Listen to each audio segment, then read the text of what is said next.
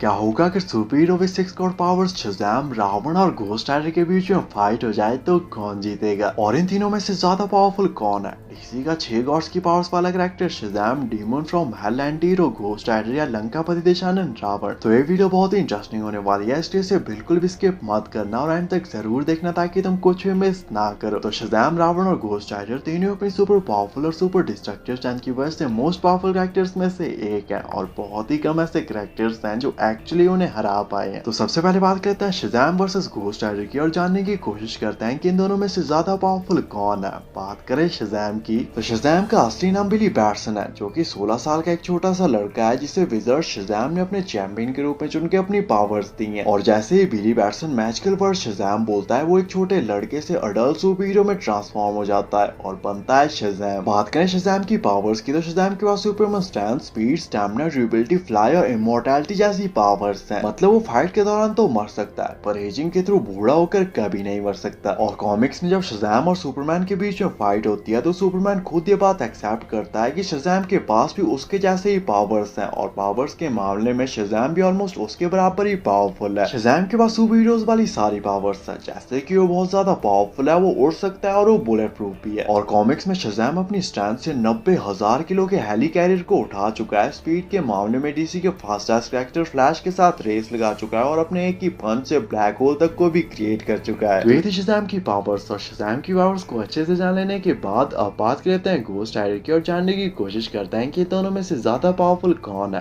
बात करें ghost rider की, तो घोस्ट राइडर एक एंटी हीरो है जिसका सर और पूरी बॉडी हेल फायर से जलती रहती है। घोस्ट राइडर को उसकी पावर्स मिलती है ह्यूमन बॉडी और ज़राथोस के कॉम्बिनेशन से, जो कि एक डिमोनिक सोल है। घोस्ट राइडर कितना ज्यादा पावरफुल और खतरनाक हो सकता है, इसका आइडिया तुम इसी बात से लगा सकते हो कि खुद हेल का राजा लूसिफर उस पर अपनी मैजिकल पावर से नजर रखता है, क्योंकि लूसिफर का मानना है कि अगर घोस्ट राइडर ने अपने ऊपर से कंट्रोल खो दिया तो वो एक अल्टीमेट किलिंग मशीन बन जाएगा और पूरी ह्यूमैनिटी को कुछ ही घंटों में पूरी तरह से खत्म कर देगा। और लूसिफर बिल्कुल भी नहीं चाहता कि ऐसा हो, क्योंकि ऐसा होने पर हेल और हेवन का बैलेंस पूरी तरह से बिगड़ जाएगा। बात करें कुछ बेसिक पावर्स की, तो घोस्ट राइडर के पास Superman strength, speed, stamina, durability वगैरह वगैरह के अलावा किसी के भी सिर्फ आंखों में देखकर पैनिक स्टेयर्स के थ्रू उसकी सोल और बॉडी को डिस्ट्रॉय करने या किसी को भी सिर्फ देखकर उसकी बॉडी और सोल को हेलफायर से जलाने जैसी पावर्स हैं। इसके अलावा घोस्ट राइडर के पास चेन, नाइफ और शॉटगन जैसी वेपन्स भी हैं, जिनके सिर्फ टच होते ही वो सामने वाले की सोल को अब्सॉर्ब या हेल में ट्रैप कर सकता है और उसकी बॉडी को हेलफायर से डिस्ट्रॉय कर सकता है। साथ ही घोस्ट राइडर इमॉर्टल है और इवन अपना पूरा सिर फट जाने के बाद भी उसे दोबारा से रीग्रो कर सकता है। घोस्ट राइडर अपनी ओरिजिनल फॉर्म में इमॉर्टल है, पर अगर समहाउ कोई उसके होस्ट को उसके नॉर्मल फॉर्म में मार भी देता है, फिर भी घोस्ट राइडर नहीं मरेगा, बल्कि उसके फ्रेंड्स या फैमिली में से कोई और घोस्ट राइडर बन जाएगा मेफिस्टो के कर्स की वजह से। और ये सब चीजें घोस्ट राइडर को ऑलमोस्ट अनडिफीटेबल बना देती हैं। तो ये थी घोस्ट राइडर की पावर्स। और घोस्ट राइडर और शज़ाम की पावर्स को अच्छे से जान लेने के बाद अब बात कर लेते हैं फाइट कंपैरिजन की और जानने की कोशिश करते हैं कि इन दोनों में से ज्यादा पावरफुल कौन है और फाइट होने पर कौन जीतेगा। तो शज़ाम बहुत ही पावरफुल कैरेक्टर है जिसे विज़र्ड शज़ाम ने उसकी पावर्स दी हैं, जो कि अपने एक ही पंच से ब्लैक होल तक को क्रिएट कर चुका है और पावर्स के मामले में ऑलमोस्ट डीसी के most powerful super hero Superman के बराबर पावरफुल है। जबकि दूसरी तरफ घोस्ट राइडर भी एक बहुत ही पावरफुल कैरेक्टर है, जो कि हेल से आया हुआ एक डेमन है जिसके पास हजारों सालों का फाइटिंग एक्सपीरियंस है और वो अपनी हेल फायर से थॉर के म्योनीर तक को मेल्ट कर चुका है। शज़ाम अपनी फुल स्ट्रेंथ के साथ घोस्ट राइडर पर अटैक करेगा, पर घोस्ट राइडर अपनी ओरिजिनल फॉर्म में इमॉर्टल है, क्योंकि घोस्ट राइडर हेल से आया हुआ एक डेमन है जो कि ऑलरेडी मर चुका है, इसलिए वो दोबारा से नहीं मर सकता। और अगर शज़ाम अपनी फुल स्ट्रेंथ का यूज करके अपने सुपर पावरफुल अटैक से घोस्ट राइडर की पूरी बॉडी को भी डिस्ट्रॉय कर देता है, फिर भी घोस्ट राइडर नहीं मरेगा, बल्कि उसकी बॉडी दोबारा से रीजनरेट हो जाएगी। जबकि दूसरी तरफ शज़ाम पावरफुल तो बहुत है, पर वो इमॉर्टल नहीं है, उससे भी दर्द होता है और खून उसका भी बहता है। और इवन शज़ाम का घोस्ट राइडर को पंच करना भी उसके लिए डेंजरस हो सकता है, हालांकि वो इससे नहीं मरेगा पर hello fire enough damage cause करेगी। और अगर इस फाइट के दौरान शज़ाम ने गलती से भी घोस्ट राइडर की आंखों में देख लिया तो घोस्ट राइडर पैनिक स्टेयर्स के थ्रू एक ही सेकंड में शज़ाम की सोल और बॉडी दोनों को डिस्ट्रॉय कर सकता है, बगैर अपनी जगह से हिले। शज़ाम का पावरफुल से पावरफुल अटैक घोस्ट राइडर के खिलाफ इफेक्टिव होगा, पर अगर घोस्ट राइडर की चेन, नाइफ या शॉटगन में से कोई भी वेपन शज़ाम के साथ टच भी हुई तो ये शज़ाम के लिए डेडली होगी। और अगर शज़ाम टाइम रहते वहां से भाग या घोस्ट राइडर से माफी मांगकर हार नहीं मानता तो ये फाइट शज़ैम की लास्ट फाइट होगी। इन दी एंड शज़ैम ना ही घोस्ट राइडर को मार सकता है ना ही उसे हरा सकता है, जबकि घोस्ट राइडर शज़ैम को मार भी सकता है और उसे हरा भी सकता है। इसलिए घोस्ट राइडर इस फाइट का एक अल्टीमेट विनर होगा और फाइट में चाहे जो भी हो इन दी एंड जीतेगा घोस्ट राइडर। तो बात करते हैं शज़ैम वर्सेस रावण की और जानने की कोशिश करते हैं कि इन दोनों में से ज्यादा पावरफुल कौन है। बात करें रावण की,